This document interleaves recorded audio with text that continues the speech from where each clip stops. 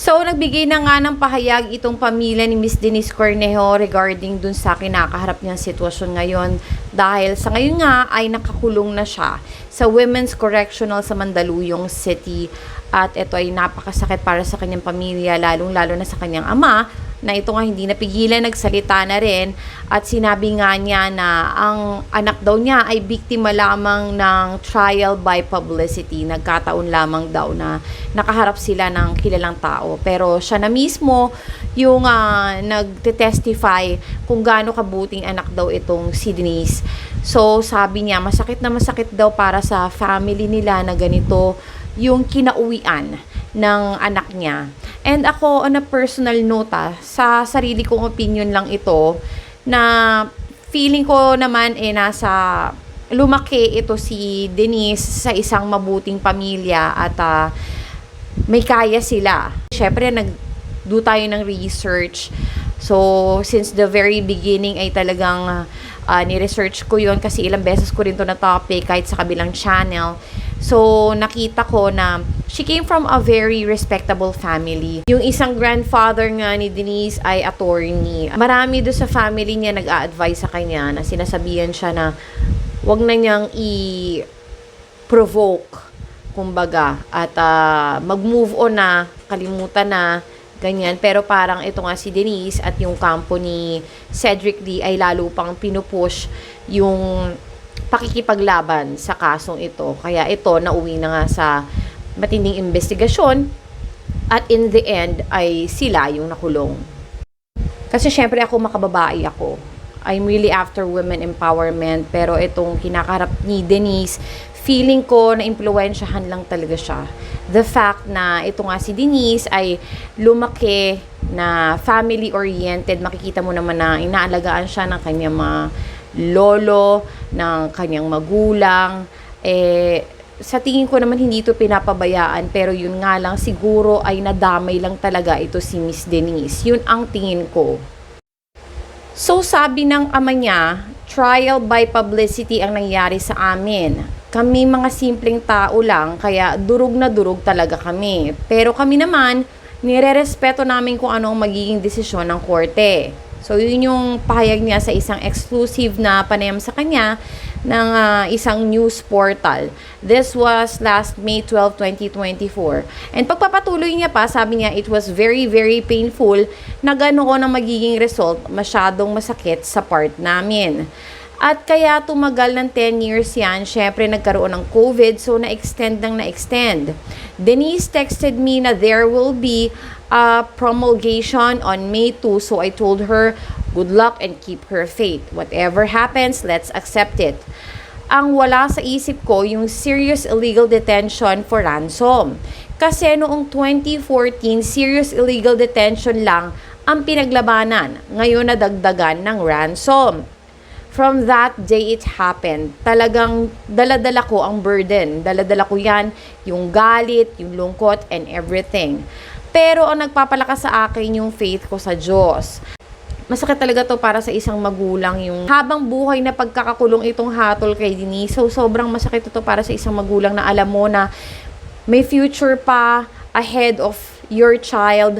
Pero ito nga, alam mo na wala na mangyayari sa buhay niya sa mga susunod pang araw dahil nga ganito yung kinahinatnan niya na alam mo sa sarili mo na hindi kayang gawin ng anak mo yon, na probably nga inadamay lang talaga siya. No, ang hirap talagang madamay sa kasalanan ng iba, no? Dahil ikaw din yung magdadala ng burden na yon, sobrang sakit. So, sabi pa nung ama niya, maaaring naging matigas daw ang ulo ni Denise pero hindi naman daw ito kriminal. So, pahayag nung ama niya, sino pa ba ang makakakilala sa mga anak natin kundi ang kanilang mga magulang?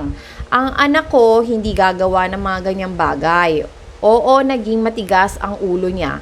Gano'n naman talaga ang mga bata kasi. Denise, she wants to be independent. Pero hindi siya kriminal. Naging ganoon na lang ang tema dahil nakatapat kami ng kilalang tao. My daughter is just a simple person. Wala siyang nakaaway na tao. But she's really a strong woman. Nakita naman na nung dinadala na siya sa kulungan, hindi siya nakayoko. Kasi she is telling the truth. Actually, way back pa, nung unang-unang beses pa lang siyang nakulong, nakita ko kung gaano talaga siya katapang. Hindi siya umiyak. Hindi siya na-shake dun sa hatol ng judge sa kanya. Tinanggap niya kung ano man yung magiging desisyon ng korte. Ako naman, this is just my opinion. Hindi dahil sa kinakampihan ko si Denise, pero eto lang yung point of view ko dun sa sitwasyon na kinakaharap niya. Sabi ng father niya, hindi daw sila nawawala ng pag-asa at darating ang araw na makakalaya din siya. Sabi ng ama niya, talagang nalungkot kami, hindi ako makapaniwala. Hanggang ngayon, I thought I was dreaming kasi 40 years yun.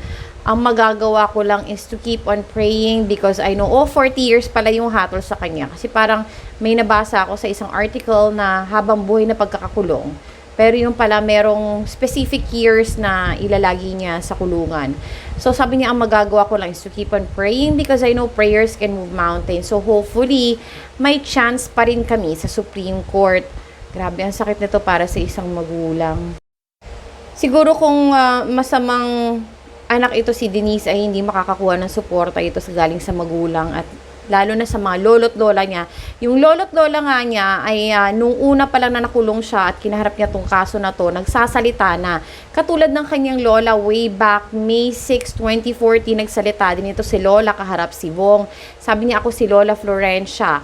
Masakit ang loob ko, wala kang puso, wala kang puso. Nanunumbat na sigaw niya kay Vong na nakuna ng video noon ng mga news organizations. Talagang grabe, no? Mahal na mahal talaga nila si Denise. Sabi niya, sabi nung mother ni Denise Cornejo, siya ang mother ko. So, pinakilala niya na lola daw yun ni Denise.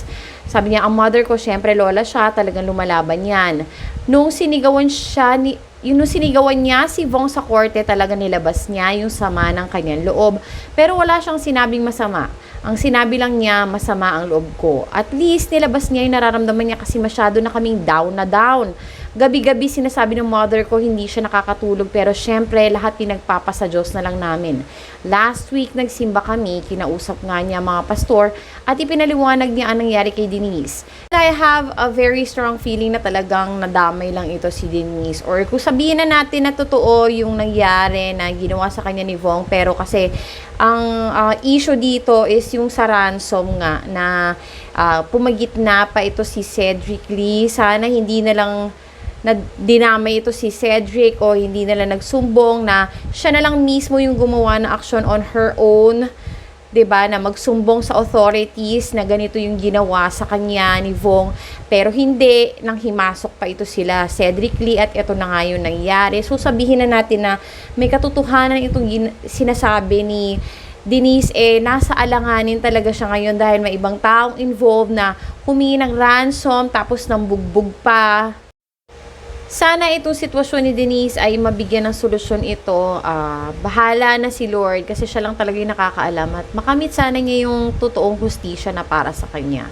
Thank you so much for joining me. I'll see you on my next vlog. Tata!